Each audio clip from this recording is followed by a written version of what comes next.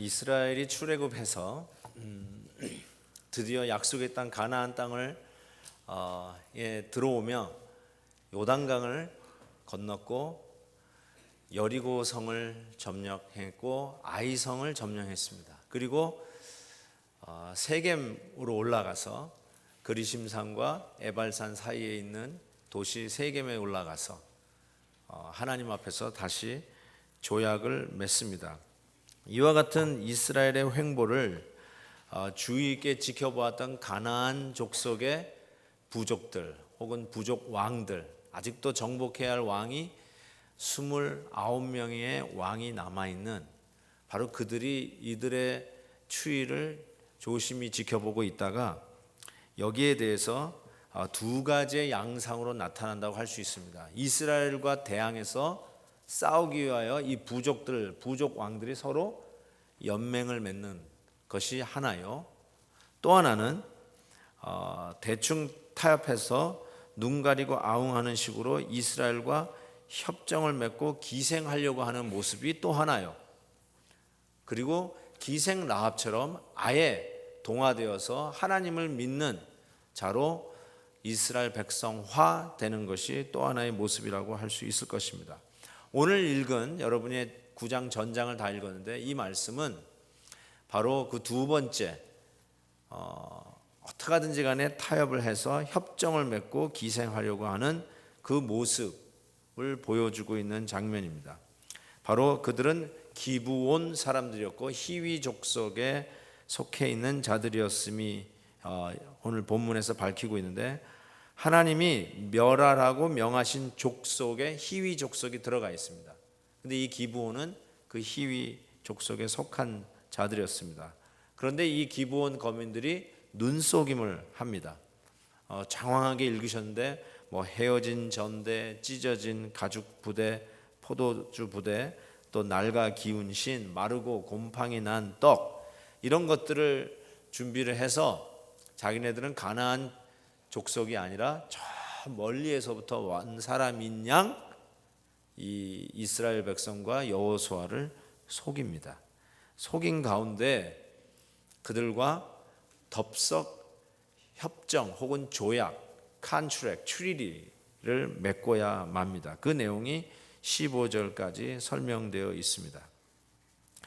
그들의 이스라엘과 맺은 협정은 전적으로 자기네들의 평안과 유익을 위한 이기적인 처사였습니다. 그 이기적인 처사를 본문 4절에 한마디로 이렇게 얘기했어요. 꾀를 부렸다라고 했는데, 이 영어로 crafty라고도 번역이 되는 요 꾀라는 단어가 가장 먼저 나온 성경책이 창세기 3장 1장에 요 단어가 제일 먼저 등장하는데, 하나님이 지으신 들짐승 중에 뱀이 가장 간교하더라라고 나옵니다. 이때 이 간교, 뱀이 가장 간교하다 할 때 이 간교가 바로 이 기브온 족속이 이스라엘과 협정을 맺기 위해서 부린 crafty라고 하는 이 꾀와 같은 단어입니다. 즉 기브온의 처신은 간교한 것이었고 부정적인 것이었습니다. 일단 살기 위해서는 뭐든 못하겠냐, 생존의 법칙에 의해서 기브온 거민의 처사를 동정표를 던질 수 있는 분도 있을 것입니다. 또한 어찌 보면 여리고성에서 이스라엘 정탐꾼을 숨겨주었던 기생 라합과 뭐가 그렇게 차이가 나느냐라고 하면서 기브온의 이와 같은 속임수, 꾀부림, 간교함을 변호하려고 하는 분도 혹 있을지 모르겠습니다. 그러나 이 기브온의 속임과 라합의 신앙으로의 신앙으로의 그의 삶의 변화는 분명 차이가 있습니다.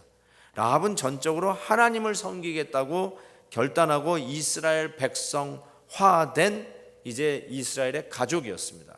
에발산에서의 계약에 여자와 어린아이들과 이방인들조차도 함께 그 하나님 앞에 계약을 맺었을 때 동참하며 하나님 백성 된 자였음이 분명합니다.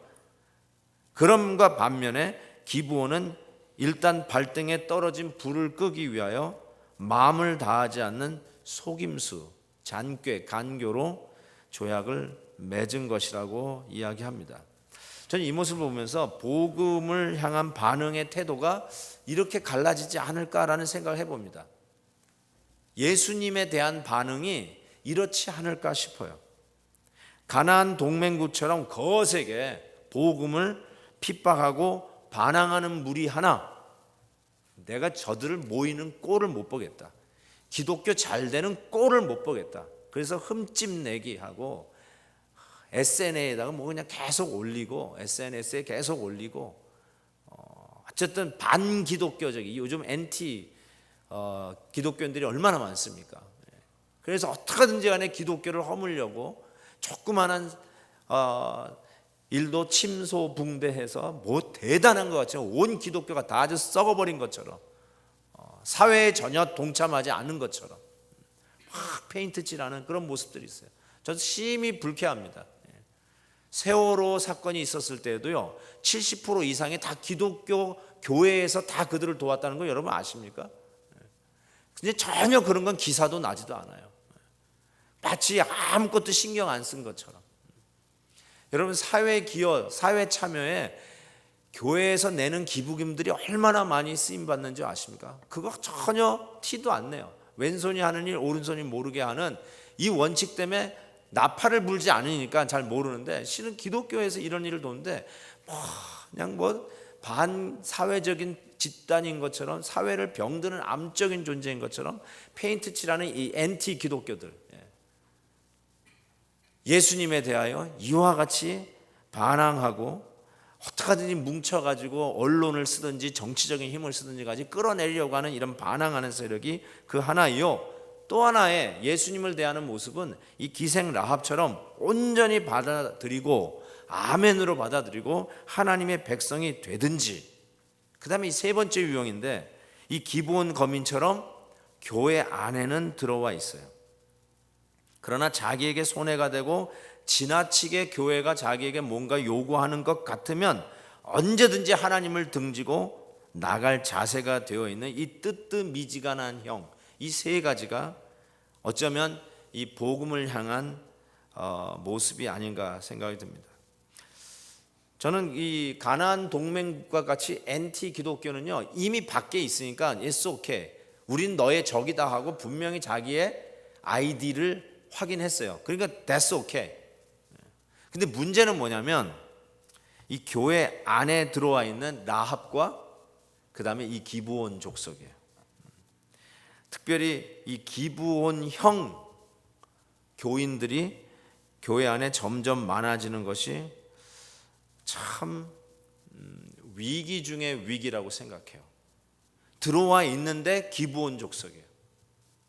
하나님을 향한 전적인 믿음과 동의와 그리고 헌신으로 들어와 있는 게 아니라 속임수로 일단 필요하니까, 이민생활 허전한데 일단 한인 커뮤니티가 필요하니까, 일단 와서 국밥이라도 먹어야 하니까 그래서 교회 안에 들어와 있는 이민 초기의 한인교회 역사들을 우리가 생각해 보면 이민 정착을 위해서 교회를 이용한 분들이 꽤 많습니다. 그것 때문에 신앙 안에 들어온 유익도 있었지만, 일단 정착해야 되니까 교회 도움을 받아서 아파트도 구하고 자동차 싼 데도 가가지고 자동차도 싼 거 구할 수 있고, 뭐 어쨌든 드라이브 라이센스부터 시작해서 소셜 시큐리티 넘버 받는 거 다 교회에서 도와줬습니다. 여러분 아세요? 43년 전부터 그 일 했을 겁니다. 틀림없어요. 저도 학생 목회 했다고 어제 말씀했잖아요. 학생 목회 할 때도 그랬어요. 유학생들이 교회부터 와요. 왜요? 아파트 구하고 자동차 사고 라이센스 따는 거 전부 교회에서 도와줬기 때문에. 저는 그 학생 목회 할 때 교회적인 행사가 뭐냐면요, 자동차 엔진 오일 갈아주는 게 교회 행사였어요. 그래서 뭐 유학생들이 어디서 살게? 다 아파트 단지에서 살죠. 그러니까 아파트 단지 D동 파킹장에 전부 모여라 그러면 교회에서 산 모든 이퀴프먼트가 있어요. 그래서 자동차 이렇게 딱 올리는 거 있죠. 바퀴 이렇게 딱 올리면 탁 올라가요. 그러면 탁 가서 탁 이거 필터 딱 떼고, 그 다음에 새 필터 갈고 엔진 오일 딱 넣어주는 거, 이런 것들 다 교회에서 했는데, 그걸 누가 했냐면 기계학 전공하는 기계학 박사들이 그거를 했어요.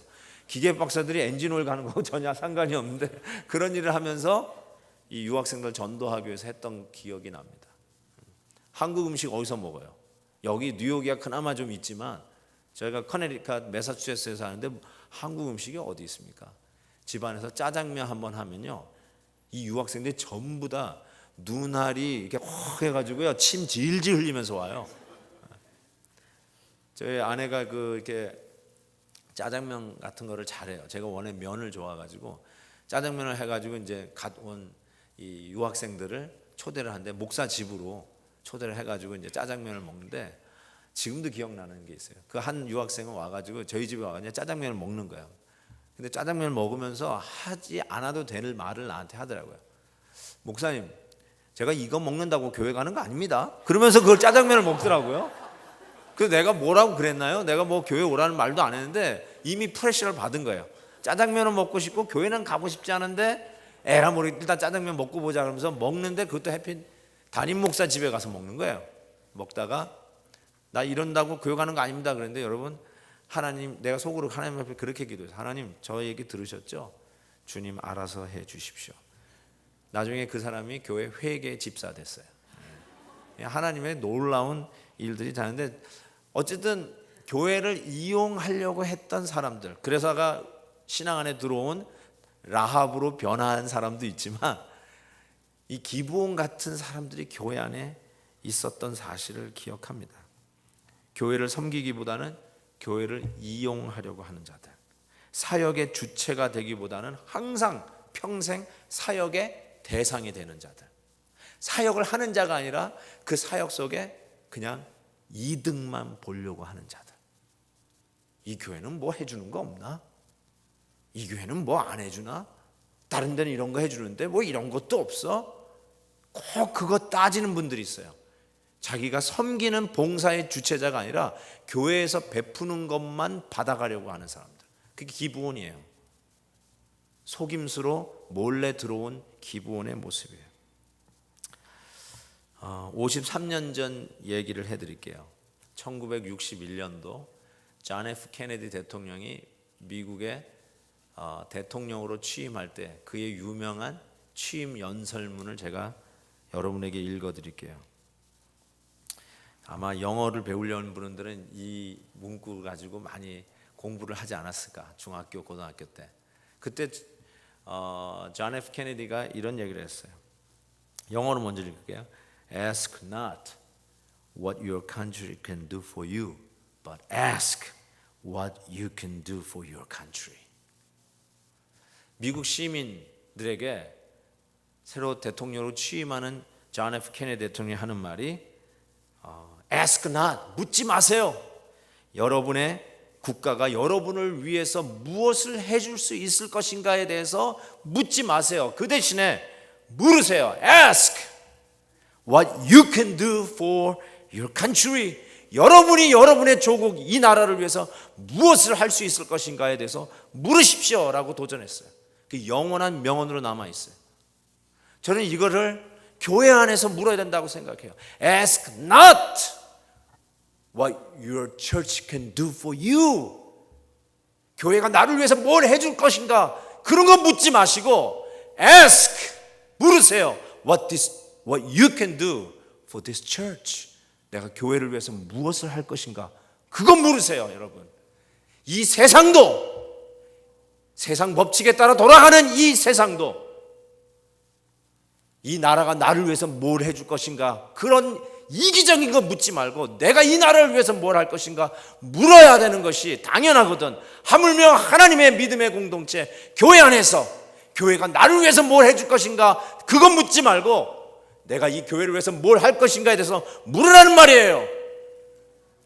그거 묻고 가세요. 좀, 나 오늘 스스로, 야, 나는 교회를 위해서 뭘 하는가, 그 좀 묻고 가세요. 세상보다 못한 이유가 뭐예요? 우리가 세상에서 통하는 거 교회 안에서도 안 하니까, 교회는 그보다 훨씬 더 나가야 되는데 교회 안에서 맨날 나를 위해서 뭘 안 해주나, 그래서 안 해주면 삐지고 토라지고 섭섭하고.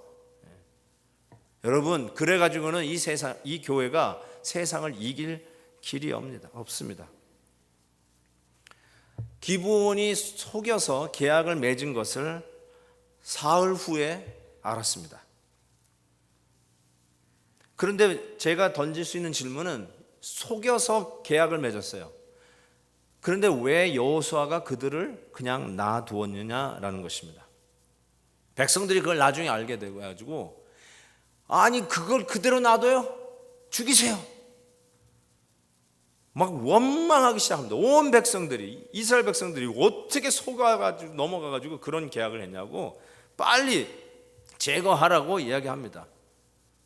근데 여러분, 원래 제거하고 싶어도 여론이 안 따라주면 못해요. 그게 정치 아니겠어요? 아무리 그게 옳은 거라도 여론이 원치 않으면 그 표 때문에 안 해요. 근데 지금은 보세요. 속임을 당했어요. 속아서 계약 맺은 거는요, 법적으로 무효입니다. 위장 결혼한 거 들키면 그게 다 무효예요. 그래서 속았다고 생각하면 다 무효입니다. 사기 당해가지고 계약 맺은 거 무효입니다. 법적으로 다 무효예요. 그리고 무효임과 동시에 온 백성이 그걸 원치 않아요. 그러니까 간단하게 취소할 수 있었을 것입니다.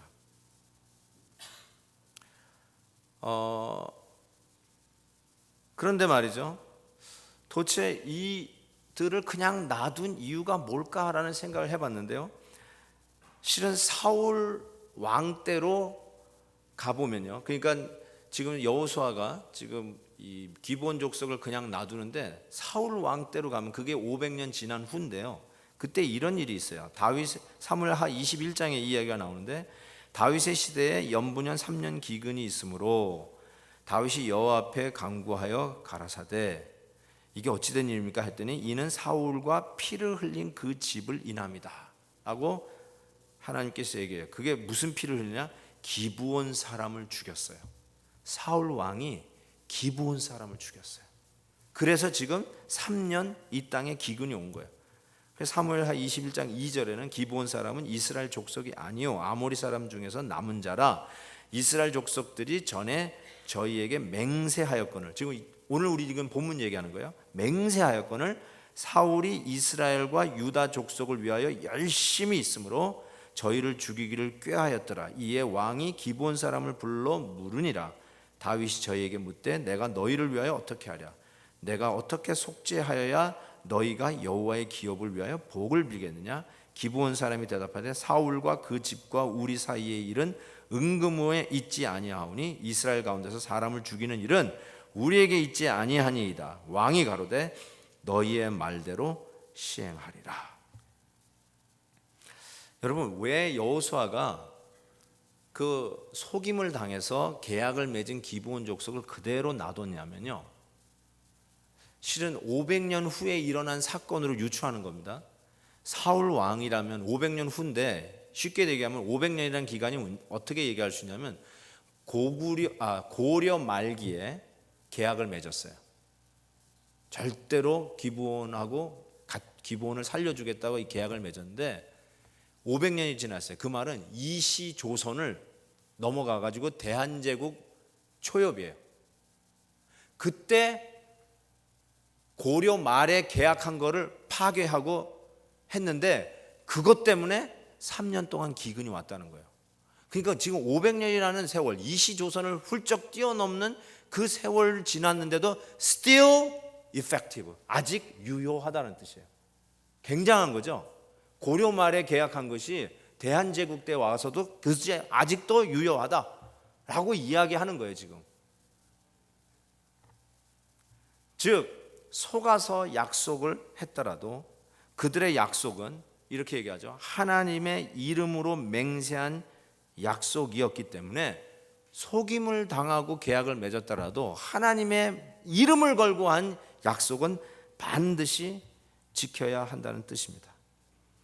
그거예요. 하나님의 이름과 명예가 거기 걸려있는 약속이기 때문에 그래요. 오늘 길게 읽으셨는데요, 그 긴 본문에 조약, 맹세 요 단어가 9번이나 반복해서 나옵니다. 백성들이 아무리 기브온 주민들을 잡아 죽이자고 해도 그리고 죽일 수 있는 명분이 충분히 있다 할지라도 그 약속이 하나님의 이름으로 한 맹세의 약속이면 이제 그 약속을 깨는 것은 더 이상 우리 인간의 일이 아니라는 것입니다. 하나님의 명예가 걸려 있는 하나님의 일이기 때문에 함부로 약속을 없었던 일로 무효화할 수 없었어요. 하나님의 이름으로 하는 맹세가 이와 같은 겁니다. 하나님의 이름이 at stake, 걸려 있는 계약은 인간이 깰 수 없는 것이라고 분명히 얘기합니다. 그래서 예수님도 마태복음 5장 보면은 옛사람에게 말한 바 헛맹세를 하지 말고 내 맹세한 것을 주께 지키라 하였다는 것을 너희가 들었으나 나는 너에게 말하노니 도무지 맹세하지 말지니라. 맹세하지 말라고 했어요. 맹세하지 말라는 말이 더 이상 맹세하는 그런 일들을 하지 말라는 뜻이 아니라 맹세한 일은 반드시 지켜야 된다는 것이에요. 특별히 하나님의 이름을 걸고 한 것은 지키라는 거예요. 여러분, 우리가 맹세하는 일이 있어요. Taking an oath, vow taking 하는 거. 우리가 법정에 증인으로 부름을 받으면 증인으로 증언하기 전에 뭘 하죠? 예, 맹세합니다. 내가 nothing but the truth and whole truth를 이야기하겠다고 맹세합니다. 여호와의 증인은 맹세하지 말랐다고 해서 그것도 안 해요. 예수님이 그 뜻이 아닌데 어쨌든 그거 하죠. 또 언제 여러분이 맹세하죠? 결혼할 때 부부가 서로가 서로에 대해서 맹세합니다. 또 언제 맹세하죠? 여기 장로님들, 안수 집사님들, 또 권사님들 취임할 때 그때 하나님 앞에 맹세합니다. 교회의 덕을 위해서, 화평을 위해서 순종하겠고 7일에 순종하겠다고 하는 맹세를 했다는 사실을 기억하셔야 돼요. 정말로 하나님의 이름으로 여러분 그 맹세하셨어요. 목사가 안수 받을 때 하나님 앞에 맹세하고 목사가 됩니다. 신자가 이름이 신자가 아니라 예수 믿는 사람이 이제 나는 예수 믿겠습니다 하고 세례 받을 때 맹세하고 세례를 받습니다. 맞죠? 다 맹세하고 다 그 일을 하게 됩니다. 그러면 하나님으로 사역하면 이제 더 이상 우리의 행복과 우리의 권리가 중심이 아니라 하나님의 이름이 먼저라는 뜻입니다. 그래서 명분도 있고 속아서 계약한 기브온과의 계약을 여호수아가 깨지를 못했다는 사실을 기억하셔야 해요. 하나님의 이름으로 했다는 것을 기억하셔야 돼요. 그러니까 함부로 하면 안 되지만 일단 했으면 지켜야 된다는 것이에요. 제가 미국 시민입니다. 저는 독수리 여권을 들고 다닙니다. 요즘은 한국 여권이 훨씬 좋아요. 그거 아시죠? 못 가는 나라가 없는데 미국은 이 못 가는 나라가 많습니다. 그리고 이 비자를 받아야 되는데 비자 값이 엄청 비쌉니다. 제가 러시아를 그 선교지에 가야 돼서 갔는데 비자 값만 500, 600, 800? 자주간 비자 값이 그래요. 야, 비행기 표 값을 비자로 내고 갈 정도로 비싸요. 와, 정말 너무너무 비싸요. 한국 사람들은 그렇게 비싸지 않는데 이 미국 사람들에게 내리는, 여러분 브라질 가보셔서 브라질 갈 때 비자 값 너무 비싸요. 중국 비자 값 너무 비싸요. 대한민국은 반의 반도 안 되는데. 그래서 여러분 혹시 시민 되려고 하시는 분들은 한번 더 생각해 보시기를 바랍니다. 대한민국 여건이 훨씬 좋아요, 요즘은. Anyway, 저는 이제 미국 시민이 되면서 미국 시민권 받을 때 뭐 하죠? 맹세합니다. 맹세해요. 여러분이 어떤 맹세를 하고 시민이 됐는지 모르겠는데요. 제가 읽어드릴까요? 어떤 맹세를 했는지. I hereby declare. 난 여기서 맹세합니다. I absolutely and entirely renounce and abjure all allegiance and fidelity to any foreign princess, state or sovereignty. so help me God. 번역하면 무슨 뜻이냐면요, 내가 맹세하기를 나는 절대적으로 and 그리고 분명하게 absolutely and entirely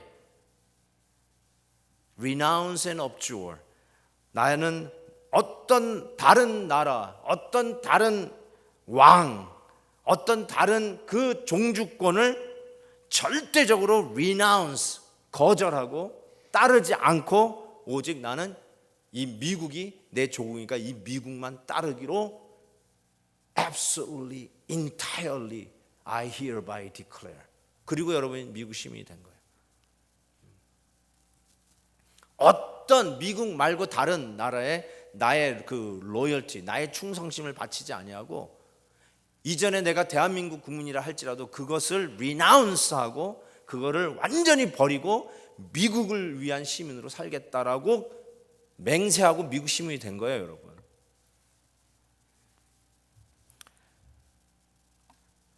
근데 월드컵 할 때였어요. 그때 한국하고 미국이 붙었어요.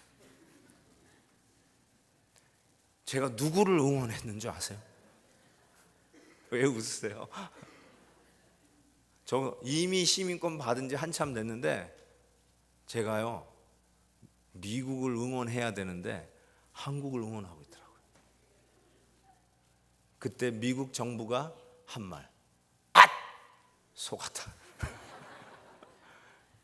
헛맹세한 거예요. 제가 헛맹세한 거예요. 문제는요, 나는 그렇다 치고, 저는 그래서 한국에서 살다 왔으니까 제 모국어가 한국어니까 이해가 되는데, 여기서 태어나고 자란 우리 새끼들, 얘네들이 같이 보는데 얘네들이 누구를 응원하는 줄 아세요? 야, 얘네들은 간첩이다, 간첩. 얘네들도 한국을 응원하는 거예요. 여기서 태어났는 애들이 미국이 정말 손해보는 짓을 하고 있구나 라는 생각을 하게 됐어요. 속았어요.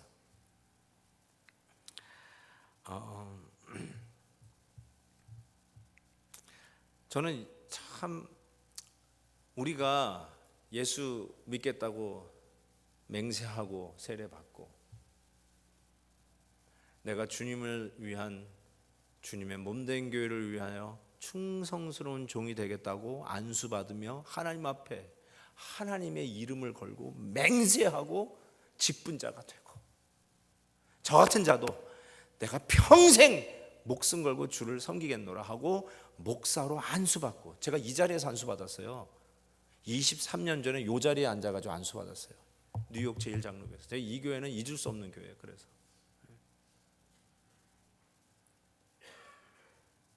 엉엉 울면서, 우리 와이프 그 뒤에 한복 입고 앉아 있었고, 왜 한복을 입는지 모르겠어요. 이 행사 때마다 우리 와이프는 그 뒤에 한복 입고 앉아 있었고,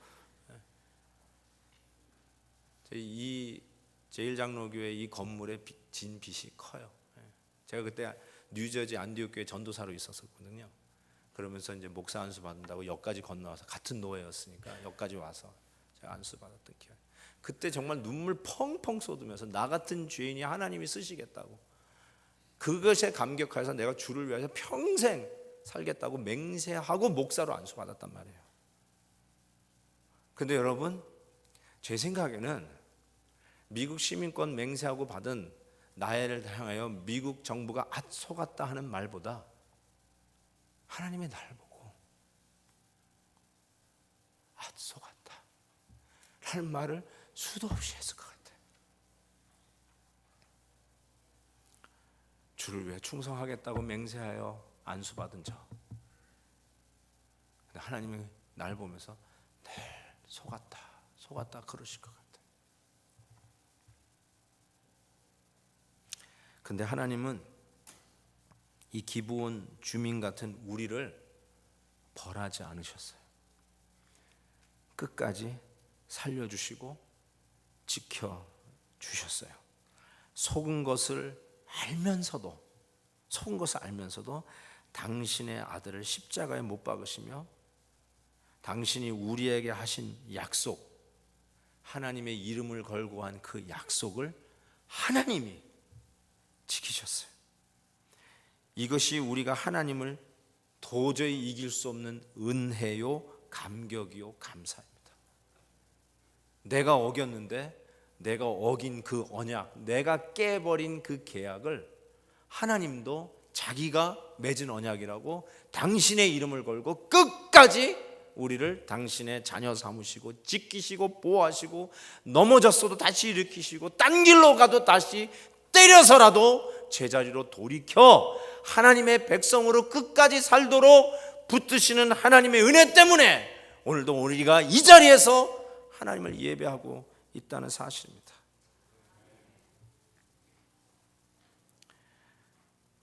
여호수아와 이 계약을 속아서 맺은 계약을 한 후 500년이 지났어도 유효하다는 것을 사울 왕 때 우리가 봤고, 그리고 또 500년이 지났어요. 1000년이 지났어요.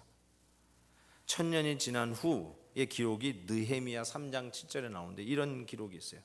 기브온 사람 물라디아와 메로노 사람 야돈이 강 서편 총독의 관할에 속한 기브온 사람들과 미스바 사람들로 더불어 중수하였고.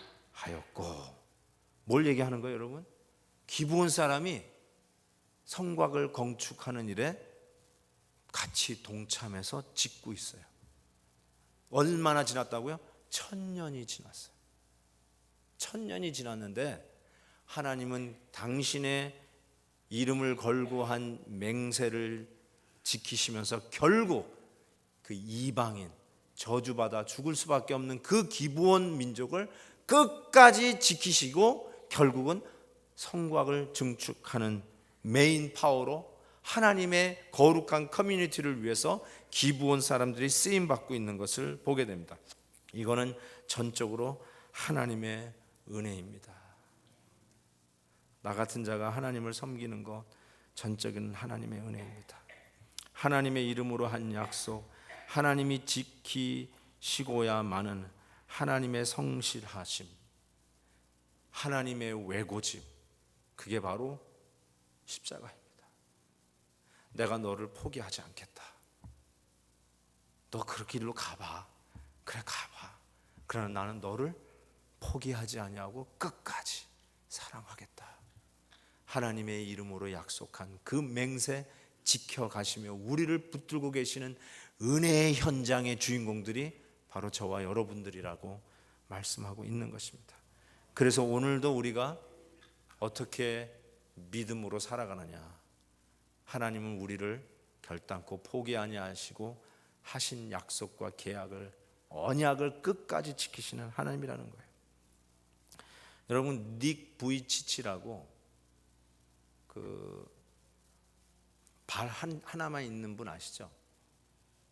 이 발이 있어. 다리는 없고 발이 이 몸처럼 하체, 엉덩이에 딱 붙어 있는 그분. 그래서 일어나는 것이 너무너무 힘들어가지고 일어나는 거 그래가지고 요즘은 많이 모티베이션 스피커로 아주 잘 다니는데, 아마 미랄, 여기 뉴욕 미랄이나 미랄 단체에서 1년씩 한 번 하는 행사에서 한 2년 전인가요? 그 닉 부이치치를 초대해서 강사로 섰던 일인데, 그때 저희 교회에서 그 호스팅을 했는데, 와, 교회 역사상 가장 많은 사람이 몰려왔다고 그래요. 가장 많은 사람이.